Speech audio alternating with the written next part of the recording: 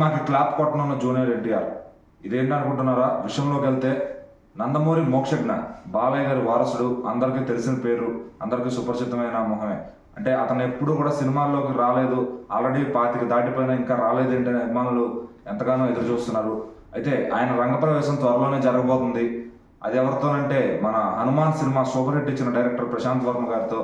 అలాగే ఆయన చెల్లెలే నిర్మాతగా వ్యవహరిస్తున్నారు.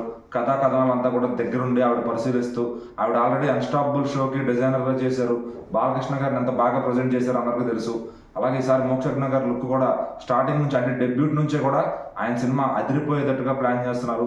ఎక్కడా కూడా తగ్గకుండా నందమూరి వారసుడు వస్తున్నాడంటే ఏ లెవెల్లో ఉండాలనే విధంగా ఆవిడ ప్లాన్ చేస్తున్నారు. సో బాలయ్య గారి లెగసీ అంతా ఆయన షిఫ్ట్ అవుతుందంటే ఎటువంటి సందేహం లేదు.